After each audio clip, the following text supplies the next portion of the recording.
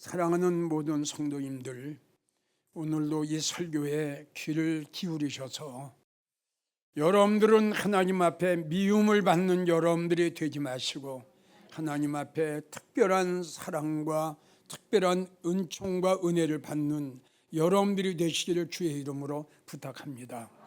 우리가 믿음 생활을 잘 하려면, 그리고 믿음 생활하고 나중에 후회하지 않고, 그리고 슬피 울지 아니하고, 그리고 가슴을 치면서 통곡하는 그러한 성도가 되지 않게 하기 위해서는 우리가 무조건 성경을 가지고 교회 다니면서 입으로만 주여 주여 그렇게 할 것이 아니라, 우리가 알아야 할 것은 알고 믿음 생활을 하자는 거예요. 다시 한번 강조하지만, 우리가 무조건 그냥 교회 다니면서 충성하고 봉사하고 헌금 좀 드리면 참 그것이 최고의 성도라 이렇게 생각할지 모르지만, 그것도 물론 우리가 충성하고 봉사하고 헌금도 많이 해야 되지만, 그러나 그거보다 더 중요한 문제가 있다는 것을 우리가 알아야 된다 이거죠. 그러니까 에베소 4장 13절을 보면 주님이 우리에게 이렇게 말씀하셨습니다. 우리가 다 하나님의 아들을 믿는 것과 아는 것에 하나가 되라 이렇게 말씀하셨어요. 그러니까 이 말씀이 굉장히 중요한 말씀입니다.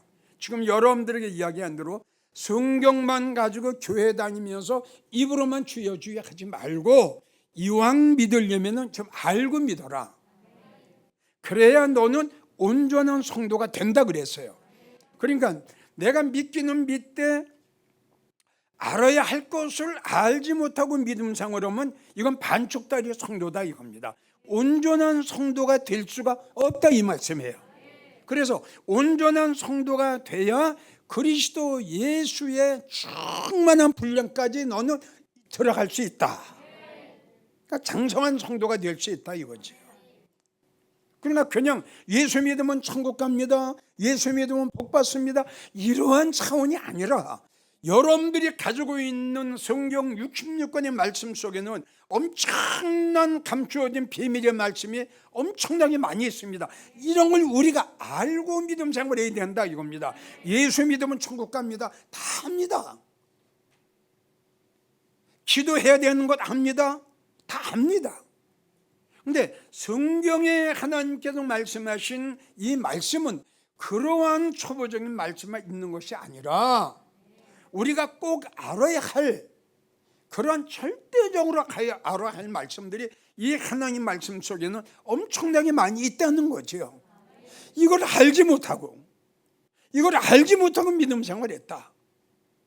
다시 말하면 그럼 이 때문에 얼마나 후회가 되겠어요. 그래서 하나님의 아들을 믿었으면 알고 믿어라.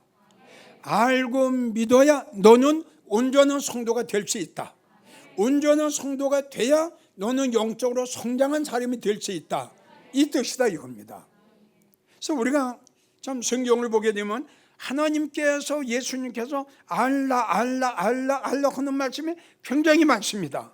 다시 한번 강조합니다. 하나님께서, 예수님께서 너 믿음 생활 하려면 이거 알고 믿어, 이건 알고 믿어, 이건 알고 믿어, 이런 말씀이 성경에 많이 기록이 되어 있는데 이걸 모르고 믿음 생활했다 이겁니다. 자, 이 욥기 19장 29절을 보면 너에게 심판이 있는 걸 알라. 근데 오늘날 믿음 생활 많이 하는 성도들 참 이 심판이라는 그 두 글자 자체를 아예 생각을 안 합니다. 아주 잊어버리고 살아요. 잊어버리고 믿음 생활해요. 말라기 3장 5절도 하나님께서 말씀하시기를 내가 너에게 심판하러 갈 것이다 그랬습니다. 그러니까 언제 하나님의 심판이 임할 줄 모르지만 언젠가는 이 땅 위에 우주적인 심판이 있다는 걸 우리는 알고 믿어야 된다는 거죠. 언제 하나님의 심판이 일어날 줄 몰라요. 노아의 때는 창세기 6장을 보면 하나님이 심판을 하셨는데 심판하신 이유가 뭐냐? 사람의 죄악이 차고 넘쳤습니다. 그래서 하나님께서 지으신 사람들의 그 악함이 얼마나 관영한지, 얼마나 악이 충만한지 예수님이 사람 지으심을 한탄하셨더라. 얼마나 노아의 때에 사람들의 악이 심했던지. 그래서 하나님의 심판하신 이유는 그래도 심판하신 거예요. 심판하신 그 방법은 뭐냐? 홍수를 내려서 심판을 하셨습니다.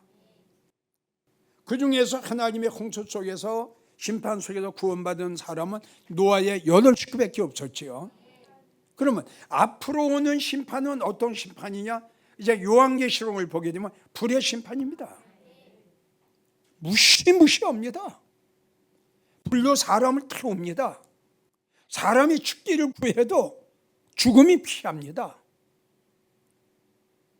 자, 이런 걸 우리가 믿음 생활하면서 이런 걸 모르고, 그래서 하나님께서 이거 봐라, 언젠간 너희에게 심판이 있어. 무시무시한 심판이, 우주적인 심판이, 불의 심판이 언젠간 있을 것이다. 이런 걸 너희가 알고 믿어라. 만약에 우리 시대에, 우리가 살고 있는 이런 시대에 하나님의 마지막 창세 이후로 온 환난, 전무후무한 환난, 이런 불의 심판이 임할 때 우리가 어떻게 하겠어요?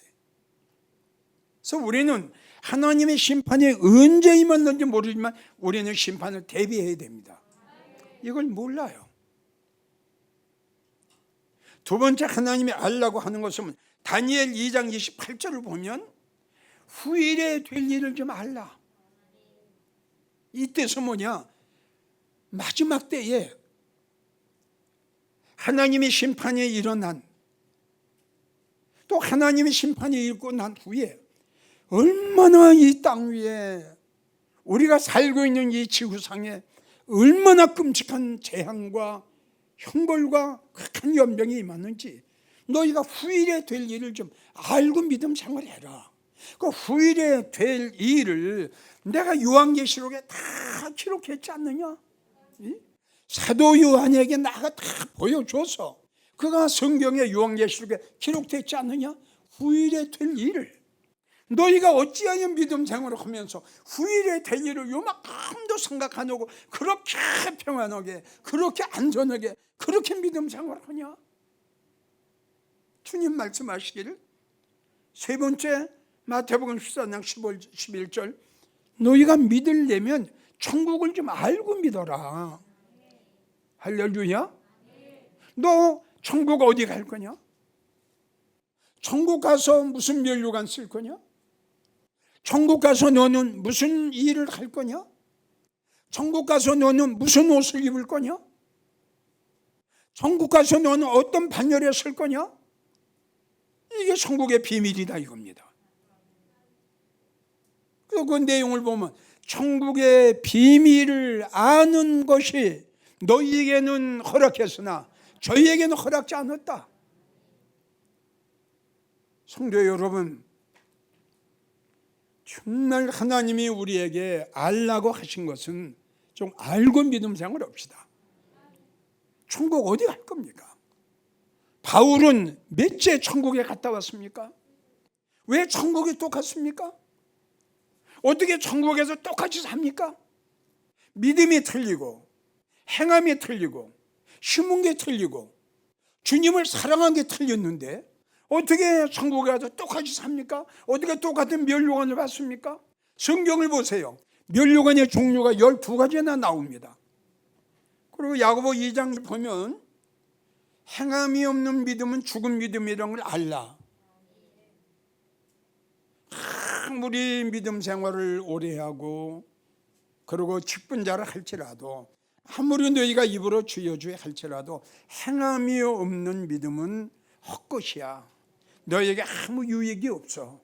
그리고 죽은 믿음이야. 이걸 알라 그랬어요. 근데 우리는 믿음 생활을 하면서 내 믿음이 죽은 믿음인지 적은 믿음인지 이걸 모르고 교회만 왔다 갔다 하니 얼마나 불쌍한 성도냐 이거죠. 그 믿음이 죽었으니까 내 영혼이 죽고 기도가 죽고 찬양이 죽고 예배가 죽을 수밖에 없죠. 아멘인가요? 내 믿음이 죽었는데요. 아니 믿음이 죽었는데요. 그게 사대교회 아닙니까? 살았으나 죽었어. 이런 말씀을 잘 들었으면 좋겠어요.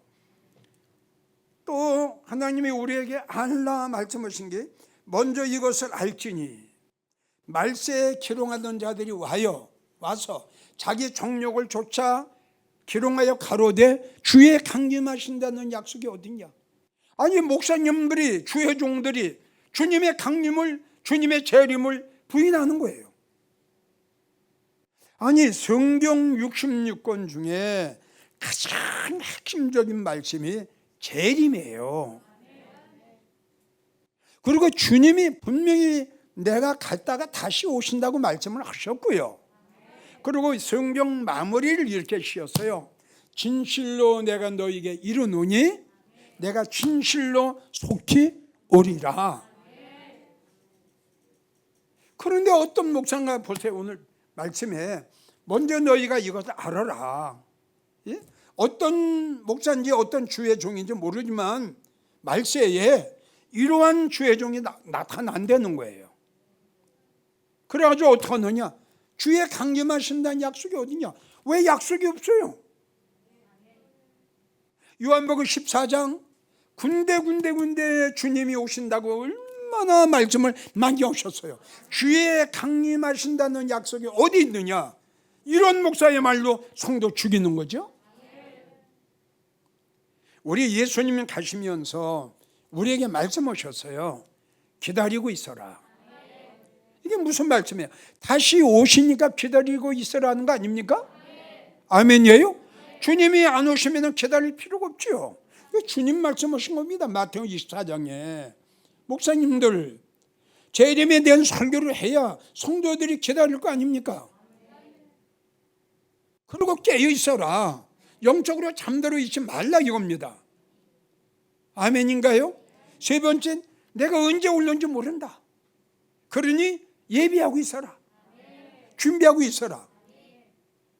예비하고 있어야 주님을 영접하죠. 그러기 때문에 내가 여러분들에게 말씀을 드리는 거예요. 우리가 살고 있는 때가 말세입니다. 세상 끝입니다. 누가 뭐라고 해도요. 그럼 마태복음 24장 45절 주님이 말씀하실 누가 지혜롭고 충성된 종이 돼서 그 집 사람을 맡아 그 시대에 맞는 꼴을 먹여줄 자가 누구냐 말씀하셨거든요. 그 말씀은 뭐냐 그러면 그 시대에 맞는 설교를 해줘라 이겁니다. 주님이 하신 말씀이에요.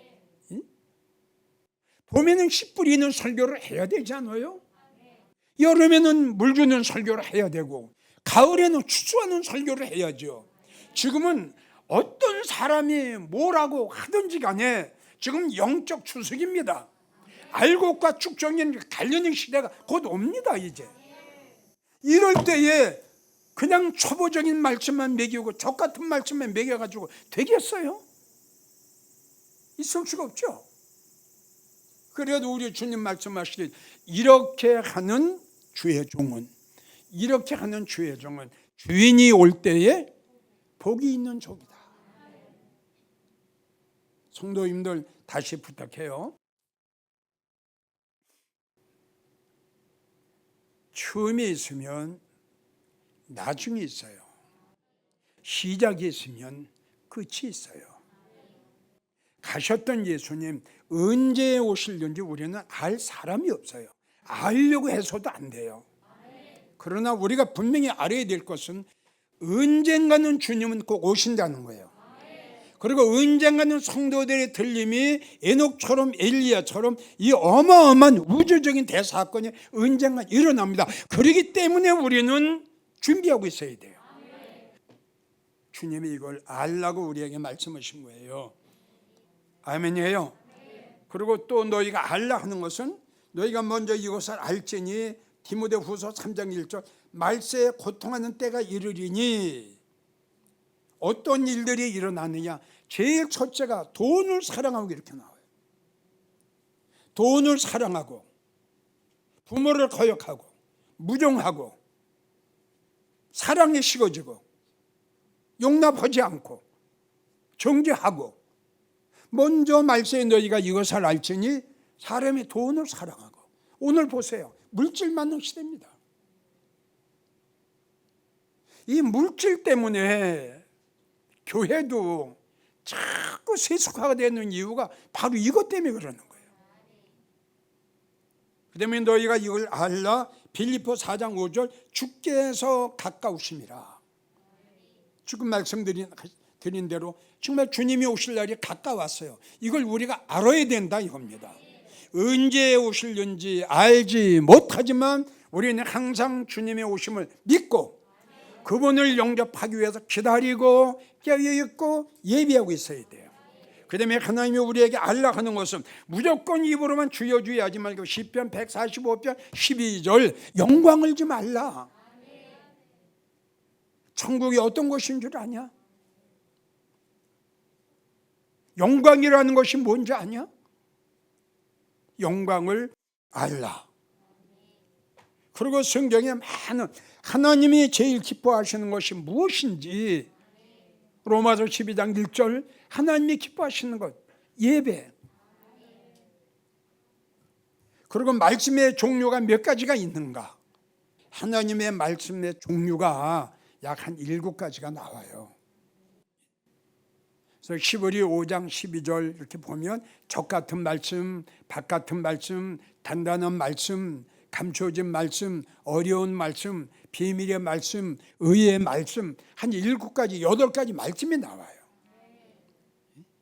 그래서 히브리 5장 12절을 보면 단단한 식물은 장성한 자의 것이니 젖을 먹는 자마다 어린 나이다. 이거는 믿음 생활하는 우리에게 정말 귀하고 너무 중요한 문제예요. 이 젖만 먹었으니 젖만 먹이고 젖만 먹었으니 내가 잘할 수가 있습니까? 못 잘합니다. 성도님들 절대 말씀이 이 성경 속에 기록된 말씀이지만 이 하나님의 말씀 속에는 종류가 여러 가지예요. 그러니까 어린 나이가 먹는 말씀이 있어요. 또 조금 자란 성도가 먹는 말씀이 있어요. 청년이 먹는 말씀이 있어요. 또 장년이 먹는 말씀이 있어요. 이 하나님께서 말씀을 아주 골고루 해놓으셨어요. 이걸 꼭 좀 알았으면 좋겠어요. 성도님들 이 말씀은 그냥 말씀으로만 생각하지 마세요. 이게 영혼의 양식이에요. 영혼의 양식. 바울은 뭐라고 그랬어요? 고린도서 4장 16절 우리는 사람이 둘이에요. 하나는 겉사람, 하나는 속사람. 겉사람은 땅에서 나는 양식을 먹고 살아요. 우리의 믿음의 사람, 속사람은 이 말씀 먹어야 살아요. 그런데 어떤 말씀을 먹느냐 이겁니다. 하나님의 말씀 속에는 다양한 말씀이 있다는 거 여러분들이 꼭 알았으면 좋겠어요. 그래서 어떤 목사를 만나서 어떤 설교를 내가 듣느냐에 따라서 나의 영적인 문제, 믿음의 문제가 결정이 됩니다. 자, 그러면 이 시간 오늘 제목대로 우리가 꼭 알아야 될 것은 뭐냐? 또 알아야 될 게 뭐냐? 하나님이 미워하시는 성도가 어떤 성도냐 이겁니다. 이게 얼마나 중요해요. 아니 하나님 나를 사랑하고 하나님 나에게 은혜를 주시고 하나님 나에게 긍휼을 베푸셔야 될 텐데 하나님하고 나하고 너무 멀어요. 하나님 나를 미워하세요. 성도 중에 하나님의 미워하시는 성도가 있어요. 그래서 우리는 보통 하나님을 알 일을 하나님은 무조건 사랑의 하나님 이렇게 생각하는데 절대 그거는 그렇지 않습니다.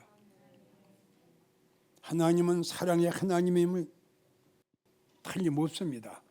그러나 하나님은 공의의 하나님이라는 거 잊지 마세요. 에스겔 15장이나 에스겔 5장을 보세요. 우상으로 인하여 네가 나를 거역했고 우상으로 인하여 네가 나를 배반했기 때문에 나 또한 너를 아껴보지 않고 긍휼히 여기지도 않고 이 책에 기록된 저주 위의 저주를 내가 더 내리라.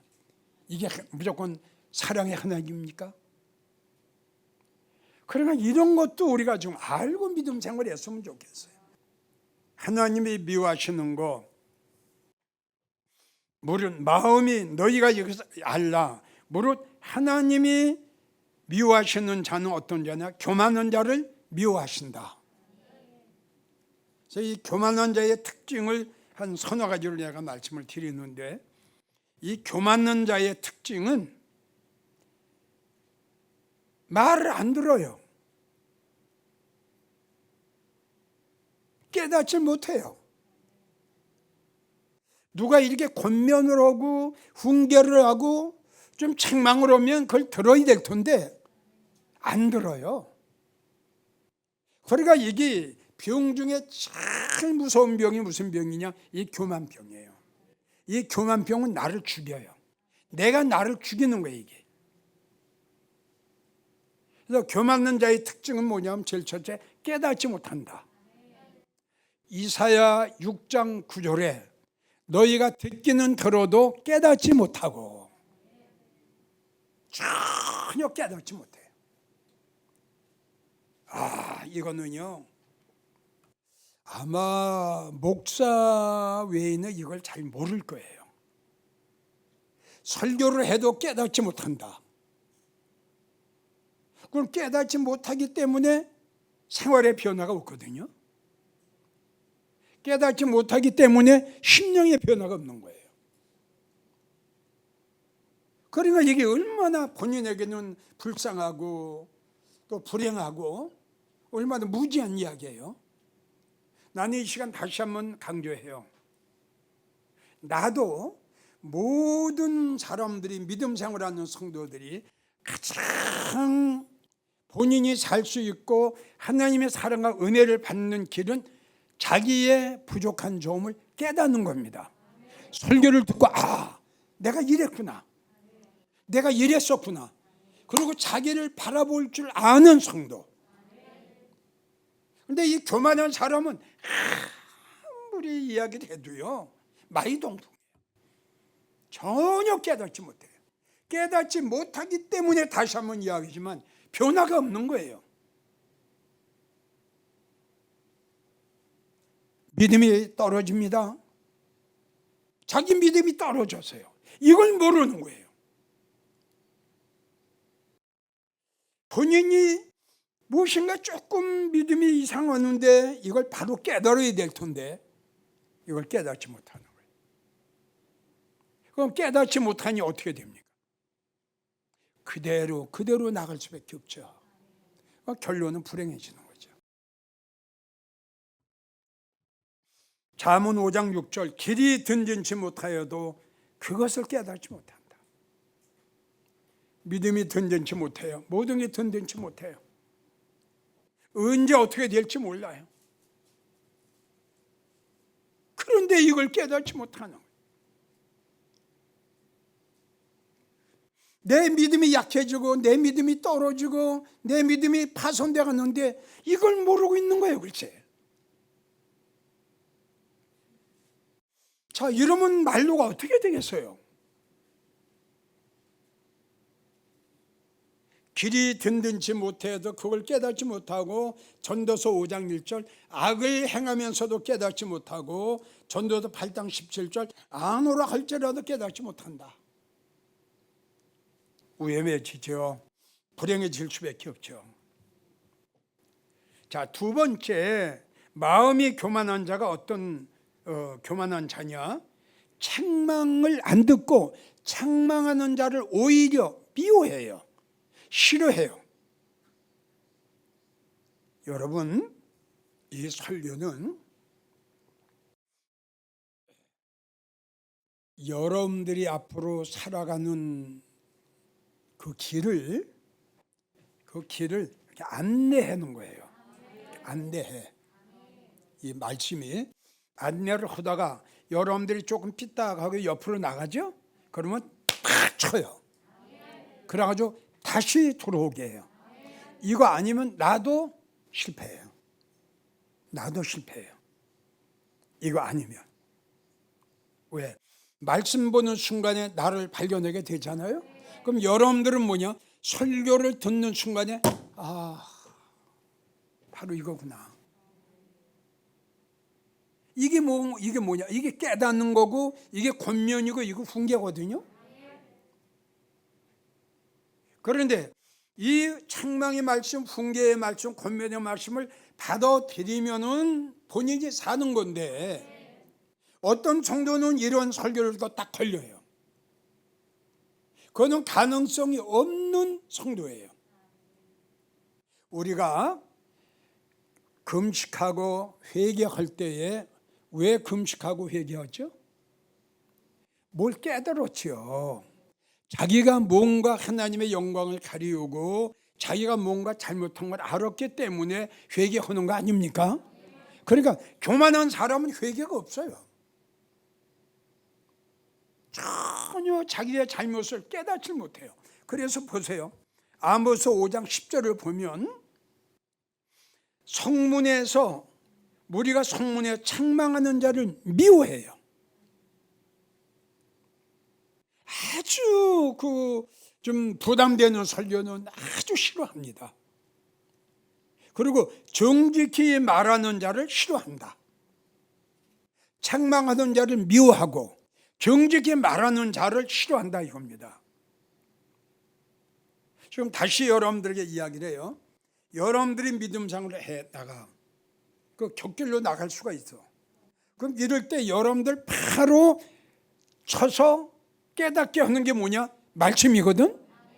그러니까 이런 말씀일수록 여러분들이 더 솔직히 부담이 돼요. 그렇게 믿음 생활해가지고 과연 될 수 있느냐? 그렇게 믿음 생활해가지고 주님 영접할 수 있나? 그렇게 믿음 생활해가지고 과연 우리가 바라기를 원했던 그곳에 들어갈 수 있냐? 그러면 이런 말씀을 통해서 나를 깨닫게 하는 거 아니에요? 이게 책망이고 이것이 권명이란 말이에요. 근데 싫어해요. 그러다 보니까 자꾸 부담이 되고 이 말씀을 받으면서 생각을 마음을 돌려야 되거든요. 맞아, 이렇게 하면 안 돼. 큰일 나. 정말 지금이 어느 때인데 내가 이렇게 믿음 생활하고 있어. 그리고 핸들을 바로 주님 쪽으로 꺾어야 될 텐데, 아멘이에요? 이건 반대로 다시 꺾어버리는 부담이 되니까. 자, 이런 성도들은 지금 이제 어떻게 하느냐? 잠언 1장 24절, 내가 부를지라도 너희가 듣기 싫어하였고, 이건 내가라는 건 주님이에요. 주님, 너 그렇게 믿음 생활하면 안 돼. 이제 나한테 가까이 와야지. 아멘. 네. 나하고 별로 노자, 이런 말씀이 있어요. 이 말씀은 뭐냐? 싸우자는 게 아니에요. 나하고 가까이 와서, 네? 마리아처럼 예수님 발 앞에 앉아서 말씀 받았던 마리아 있잖아요. 자, 내 옆에 가까이 와. 나하고 같이 나와서 내가 너에게 들려줘야 할 말씀이 있어.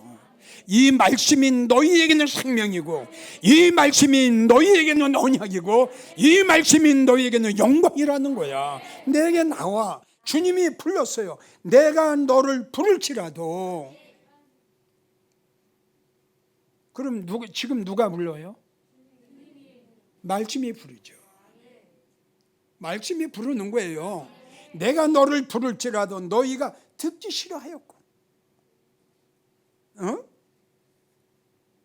내가 손을 펼지라도, 손을 폈어요. 이건 성도가 아니에요. 네, 내가 손을 펼지라도 돌아보는 자가 없었고, 에스겔 37장 하나님께 내가 무덤을 열고 내가 너를 이게 손 하나님께서 벌리는 거예요. 요한계시록 18장 5절, 너는 거기서 나와. 주님이 손을 핀 거예요. 나와라. 거기서 나와. 너 거기 있으면 죽는다. 거기는 각종 더러운 영이 모이는 곳이야. 주님이 손을 벌리신 거예요. 지금도 주님의 말씀을 통해서 이런 교회 나가는 성도들은 나와라. 그래야 네가 산다. 내가 손을 펼지라도 돌아보는 자가 없고 쳐다도 안 보는 거야. 무지한 백성들이.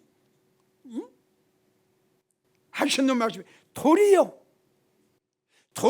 나의 모든 교훈을 멸시하고 나의 책망을 받지 아니했다.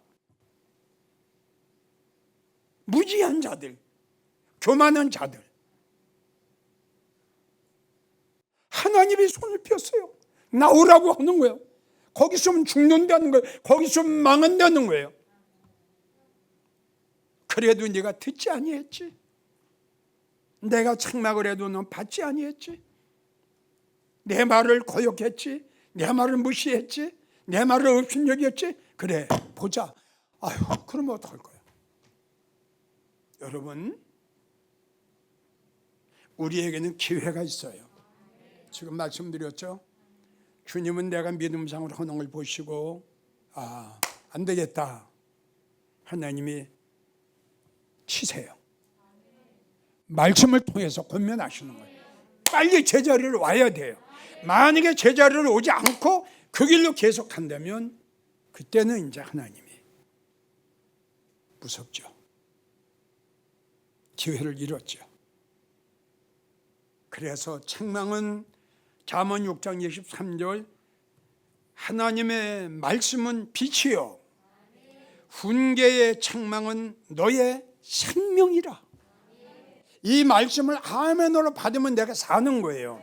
이 말씀을 아멘으로 받으면 내게 생명이 되는 건데 미워하고 싫어하는 거예요. 부담을 갖는 거예요. 잠언 25장 12절을 보면 슬기로운 자의 책망은 청종하는 자, 그 책망을 듣는 자는 금고리와 같고 정공한 장식과 같다. 마지막 세 번째, 하나님이 미워하시는 자는 교만한 자인데 교만한 자의 세 번째는 뭐냐면 자기 영적 상태를 보지 못해요. 참 이거는 참 중요한 문제지요. 예를 들자면 보세요. 자, 내 몸에 그 못된 그 바이러스가 있어요. 못된 질병이 있어요. 자, 이걸 알지 못하고 그냥 이렇게 살아간다고 합시다. 그럼 어떻게 되죠? 죽지요. 이게 자꾸 커지잖아요, 이게. 예? 그러니까 교만한 자는 자기 믿음이 떨어지는 것도 몰라요. 자기 영적인 상태를 모른단 말이에요. 자기 영적 상태. 내 믿음이, 내 영적 상태가, 내 영혼이, 지금 내 영혼이, 내 믿음 상태가 어떤 상태에 있는가를 모른다는 거예요. 여러분, 이게 얼마나 중요한 거예요. 우리가 믿음 안에 신앙생활을 하는 성도들도 이와 똑같은 내 마음 속에 있어서는 안 될 나를 죽이는 바이러스, 이걸 우리가 찾아야 되고 하나님의 말씀을 통해서 내가 발견해야 되고, 할렐루야, 발견할 적엔 어떤 수단 방법 가리지 않고 이걸 잡아야 됩니다. 이 바이러스를 잡아야 돼요. 이 바이러스를 죽여야 돼요. 그래야 내가 산다 이겁니다. 이걸 그냥 놔두면 게으른 것, 태만한 것, 나태한 것, 교만한 것, 자만한 것, 오만한 것, 자기를 볼 줄 모르는 것, 미련한 것 자꾸 커져요. 손 대지 못해요. 죽는 날 기다려야죠. 이게 교만한 자의 특징이에요. 자기를 볼 줄 몰라요. 자기의 믿음이 어디까지 지금 내려갔는지, 자기의 영적 상태가 어디까지 지금 나빠졌는지, 자기의 영혼의 문제가 어디까지 더러워졌는지, 하나님과의 나와의 관계가 어느 관계인지, 말씀과 나와의 관계가 어느 관계인지, 성령과 나와의 관계가 어느 관계인지, 하나님의 사랑과 하나님의 은혜의 관계가 내가 어느 관계인지 전혀 모르는 거예요. 우리가 너무 잘 아는 요한계시록 3장 17절을 보면 라오디게아 성도들이 나오죠.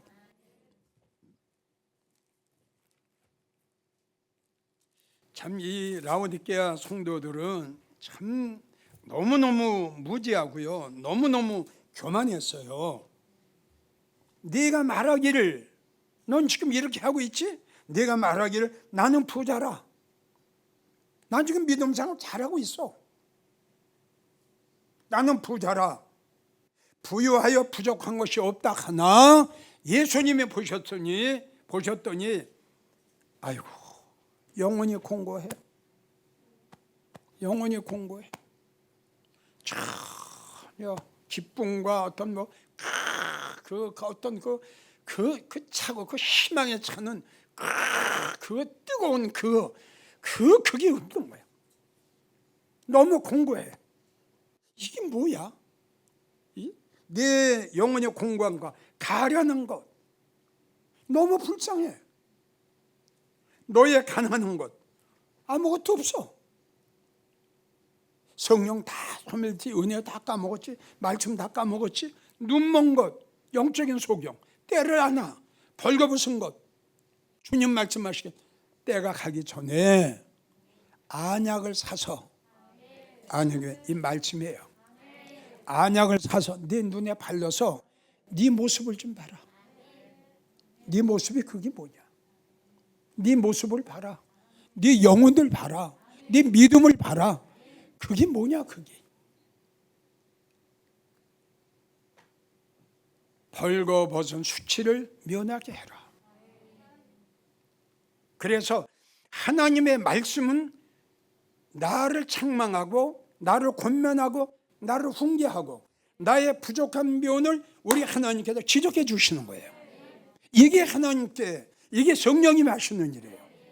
그러니까 너희가 성령을 거역하지 말라 하는 말씀은 뭐냐 그러면, 성령께서 너는 지금 너의 영혼이, 너의 믿음이, 너의 속사람이, 너희가 지금 영적 상태가 이래, 이걸 성령님이 가르쳐 주시는 건데, 이걸 첫 번째는 아야 성령님이 가르쳐 줘도 깨닫지 못하는 자가 있고, 이걸 깨달았더라도 이걸 받지 않는 성도가 있다 이겁니다. 그래서 성경에는 성령 거역하지 마라. 내가 너희에게 이걸 가르쳐 줬고 내가 너희에게 이걸 권면을 했는데 왜 이걸 안 받냐? 그럼 성령님이 나를 사랑하시고 주님이 나를 위하고 하나님은 내 영혼을 위해서 이렇게 알려주시고 가르쳐 주셨는데 이 말씀을 내가 거역을 하고 받지 못하면 어떻게 되겠어요? 이스라엘 백성들이 광야에서 멸망한 이유 중에 하나가 이거 아닙니까? 이스라엘 백성들이 받아야 할 축복이 왜 저들이 넘어졌고 왜 저들이 실망해, 저들이 받아야 할 구원과 저들이 받아야 할 그 영광이 왜 이방인에게 넘어왔을까요? 지금 말씀은 그대로요. 하나님의 말씀을 거역했어요. 하나님 말씀을 받아들이지 못했어요. 하나님 말씀을 멸시했어요. 이것이 우리에게 교훈이 되고 이것이 우리에게 거울이 돼요. 성경을 보세요. 네가 깨닫지 못하면, 네가 첫사랑을 회복하지 않으면, 네가 믿음이 회복되지 않으면 너에게 주기로 약속한 영광을, 촛대를 다른 사람을 옮겨버릴 거다. 얼마나 무서운 말씀이에요. 예레미야 49장 16절, 내 마음의 교만이 너를 속였다. 다른 사람이 나를 속인 게 아니라 내가 나에게 속았어요. 야고보 4장 6절, 하나님은 교만한 자를 물리치시고, 베드로전서 5장 5절, 하나님은 교만한 자를 대적하시고. 그래서 여러분들에게 말씀드립니다. 오래 믿었다고, 장로 권사라고, 성경 좀 안다고, 교회 좀 오래 다녔다고, 봉사 좀 했다고, 헌금 좀 했다고 절대 교만하지 말고 하나님 말씀에 두 손 드세요. 하나님 말씀에 무릎을 꿇으세요. 하나님 말씀에 히스기야 왕처럼 꿇으세요. 그게 사는 길이에요. 무릎을 세우면 죽습니다. 하나님이 우리에게 하신 말씀은 나를 살리시기 위한 책망이에요. 하나님이 우리에게 책망을 하시는 것은 나의 영혼을 사랑하시고 하나님이 나를 사랑하시기 때문에 때에 따라서는 책망도 하시고 때에 따라서는 권면도 하시고, 이 말씀을 우리는 아멘 할렐루야 받아야 내가 산다는 결론이에요. 그게 히스기야 왕이에요. 결론입니다. 교만한 자의 결론. 잠언 18장 12절 마음의 교만은 멸망의 선봉이다. 마음의 교만은 멸망의 선봉이다. 교만은 나를 망하게 합니다. 교만은 나를 죽게 합니다. 교만은 하나님과 나와의 사이를, 말씀과 나와의 사이를, 하나님의 그 고귀하신 그 사랑과 은혜의 사이를 멀게 하고 떨어지게 하는 것이 교만입니다. 여러분들은 교만한 자가 되지 마시고 겸손한 자가 되십시오. 하나님이 미워하시는 것 중에 하나가 교만한 성도를 미워한다는 것 잊지 마시고, 하나님이 이런 말씀을 우리에게 주실 때 이 말씀을 우리는, 여러분들은 아멘으로 받고, 하나님께서 우리에게 책망의 말씀을 하실 적에 나를 사랑하시기 위해서, 그래서 성경에는 하나님께서 사랑하는 자에게 징계하고 사랑하는 자를 채찍하신다. 오늘 주신 말씀, 하나님이 우리와 모든 내 영혼을 사랑하시기 위해서 이 귀한 말씀을 주신 걸로 아멘으로 받으시고, 겸손하고 나의 유익을 구하는 것보다 상대방의 유익을, 그리고 나를 내가 대우받기를 원하는 것보다 상대방이 먼저 섬기기를 원하는 겸손한 여러분들이 되기를 주의 이름으로 축원합니다.